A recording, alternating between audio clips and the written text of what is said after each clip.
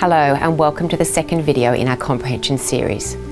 In this session we're going to focus on comprehension strategies and skills. We will start by looking at the difference between strategies and skills and how they are linked. We will then define the key strategies that successful readers use as they read and understand the comprehension skills practiced when understanding text. Strategies and skills are linked and convergent. Comprehension strategies are employed during reading to help construct meaning in real time. Comprehension skills are abilities that can be used after reading to assist in the understanding of text and answering questions about the text. Oxford University Press has created a comprehension skills framework based on the research we reviewed in video 1. This framework underpins both Oxford Reading for Comprehension and Oxford Reading Buddy. The framework clearly captures the comprehension strategies that readers need to use while reading to help build meaning. It also identifies the comprehension skills that readers practice after they have read a text to enhance their comprehension and understanding. Each of these 5 skill categories requires the use of the 7 comprehension strategies that successful readers use as they read. Let's move now to take a more detailed look at the 7 comprehension strategies. We'll look at a short definition of each, which you might like to use with your students. Using a defined set of definitions around comprehension strategies will help you to implement a consistent language around comprehension. Research shows us that this is one of the contributing factors to successful comprehension instruction. Activating prior knowledge is a strategy a reader uses when they draw on the knowledge they already have and apply it to when reading a text. They pause when reading and ask, what information do I already have about this topic? And how can this knowledge help me to better understand what I am reading? Employment of this strategy enables readers to personally connect with the text. It is a highly useful strategy for teachers to monitor in their students as it gives them insight into where their students are situated prior to the commencement of the teaching and learning cycle. It can often be a good place to begin a literacy session. For example, you could say to your class, the book we will be exploring today is about wombats. Has anyone ever seen a real wombat? With the strategy Ask Questions, readers ask themselves questions as they read to help them understand the text. They ask, what have I missed? What did the author mean by this? Employment of this strategy allows readers to consider where they will look for answers to the questions they have about a text. It also helps them to connect with the text and form opinions about it. Model this strategy with students first, before monitoring how they are using it during their own reading. Encourage them to vocalise their questions. The Think Aloud is a good way of doing this. This can form part of a valuable assessment process where educators can reflect on the depth of the questions that their students create. Determining importance is a strategy used when readers differentiate between the most important points in a text and less important information. They say, the key lessons of this text are, and this text is mostly about. Employment of this strategy enables readers to gain an overall sense of the text by focusing on the salient features. They can select the most important information and make connections with it and summarise the text as they read. You can model this strategy with both non-fiction, where it works particularly well, and fiction texts.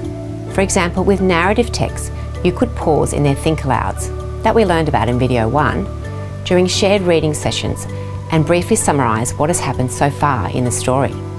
The strategy of inferring is when readers draw conclusions about the text by using hints and clues to help them interpret what they are reading. Inferential thinking is when readers go beyond the literal meaning of the text by connecting the clues embedded in the text with their own knowledge of the outside world. For example, they think, I know why the character in this story is acting this way because... Employment of this strategy enables readers to make informed choices about meaning through careful examination of the text, rather than merely guessing. It is important for teachers and their students to acknowledge that sometimes more than one conclusion can be reached. The strategy of monitoring comprehension is when readers check if the text they are reading is making sense to them. They stop and think about what they are reading and ask questions like, what does this word mean to me? And what have I learned?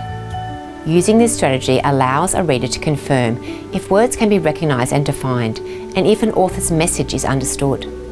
It is very helpful if teachers can guide their students to realise when meaning is being lost so they can problem solve strategies to regain understanding. Prediction is a strategy that readers use to anticipate what will happen next in a text. They ask what written and visual clues can help me work out where this text is heading. Employment of this strategy enables readers to actively engage with the text and make their initial predictions, as well as to determine if their forecast was correct. Teachers can help students to stay motivated to want to keep reading a text, as this strategy aligns with the natural curiosity of children. They want to see if the author has indeed written the next part of the text the way that they predicted. Visualising refers to the strategy readers use when they construct a mental image of what the author has written as they read. They ask themselves, what pictures do I have in my head as I read this text? Using this strategy enables readers to think about the knowledge of visual images they draw in their mind as they engage with the text can help them to both understand the story and bring it to life. Teachers can model this strategy during think-alouds by pausing during the shared reading sessions and saying, "So far, I imagine the scenery in this narrative looks like, and I can see this in my mind as I read this text." Now let's recap the 7 comprehension strategies that proficient readers use to build meaning as they read. Activate prior knowledge, ask questions, determine importance, infer, monitor comprehension, predict, visualise. You can support your students in developing and using these strategies by explicitly teaching the strategies and by modelling the use of strategies during reading sessions. Next, we are going to look at the 5 comprehension skills. Each of these 5 skill categories requires the use of the 7 comprehension strategies that we have just looked at. First, let's look at the comprehension skill, finding information. This is a skill of retrieving information that is explicitly stated in the text. When using the skill of finding information, a reader is absorbing literal facts from the written text and the accompanying pictures to gain understanding about settings, plot, characters, and even their feelings if these are overtly expressed. Sometimes this process is referred to as reading what is on the lines. The second skill is making connections and inferences. This is a skill of interpreting and drawing conclusions by finding clues that authors have embedded in text rather than explicitly stating them. This skill builds on but is more sophisticated than the skill of finding information. Making connections and inferences is sometimes known as reading between the lines. The third skill is understanding vocabulary. This is a skill of identifying the meaning of the words and phrases, as well as understanding the effect that word choices have on a reader. The skill of using structure and organisation to make meaning is a skill of drawing on knowledge of text conventions, forms and features to make meaning of the text they have read. This skill is also about readers noticing the order of events in a text and identifying the main ideas as they read. The last skill we are going to look at is appreciating and understanding the author's toolkit. This is a skill of showing an awareness of the author's intent and expressing evaluative opinions about the text. The skill also includes readers recognising that writers deliberately use language features to create certain effects, and readers being able to make critical judgments about them. Let's bring the strategies and skills back together again by looking at the framework. As teachers, we can ensure that students have ample opportunity to learn, practice and use a combination of these comprehension strategies.